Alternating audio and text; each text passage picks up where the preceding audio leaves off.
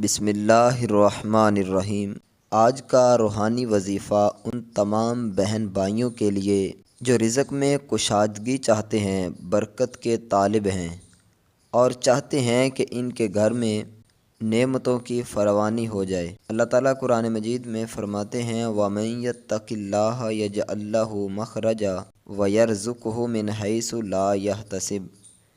فرمایا کہ جو شخص اللہ سے ڈرتا ہے، اللہ اس کے لیے نجات کا راستہ بنا دیتا ہے اور اسے وہاں سے رزق دیتا ہے جہاں سے اسے گمان بھی نہیں ہوتا۔ دوستو، آئیے اب میں آپ کو وہ وظیفہ بتاتا ہوں جب ہم کامل یقین کے ساتھ اللہ رب العزت سے مانگیں گے تو انشاءاللہ اللہ تعالی ہمیں غیبی خزانوں سے عطا فرمائے گا۔ تو آئیے اب وظیفے کی طرف چلتے ہیں۔ وہ کون سا وظیفہ ہے، کس طرح پڑھنا ہے، کیا طریقہ کار ہے، لیکن اس سے پہلے آپ سے ایک چھوٹی سی ایک گزارش ہے کہ اگر ابھی تک آپ نے ویڈیو کو لائک نہیں کیا تو ویڈیو کو لائک بھی کر دیں اور چینل کو سبسکرائب بھی ضرور کر دیں۔ تو وظیفہ کون سا ہے؟ آپ نے روزانہ عشاء کی نماز کے بعد باوضو بیٹھ کر، جب عشاء کی آپ نے نماز پڑھی، باوضو بیٹھ کر آپ نے یا وہابو یا رزاقو، یہ دو اسماء مبارکہ ہیں، ان کو آپ نے 100 مرتبہ پڑھنا ہے۔ اب آپ پڑھ کر دیکھ لیں، 5 منٹ بھی آپ کے نہیں لگیں گے۔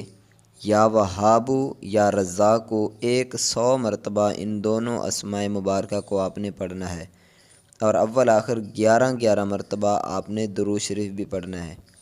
پوری توجہ، یقین اور عاجزی کے ساتھ اس کے بعد آپ نے دعا کرنی ہے کہ اے اللہ میرے رزق میں کشادگی عطا فرما، برکت نازل فرما۔ یہ عمل آپ نے میرے بھائیوں، میرے دوستوں، کم از کم آپ نے 11 دن یہ عمل کرنا ہے۔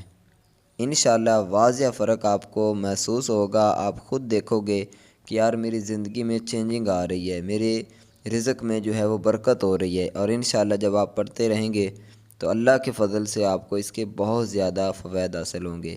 ساتھ ہی آپ کو بتاتا چلوں کہ اپنی استطاعت کے مطابق کچھ نہ کچھ صدقہ ضرور کریں، جتنا ہو سکے ضرور جو ہے وہ آپ اس صدقہ کریں۔ اس کے علاوہ اس عمل کو کسی خاص حاجت، مثلا قرض کی ادائیگی یا رزق میں وسعت کے لیے جو ہے یہ کیا جاتا ہے۔ بہت انشاءاللہ آپ کو اس کے فوائد حاصل ہوں گے۔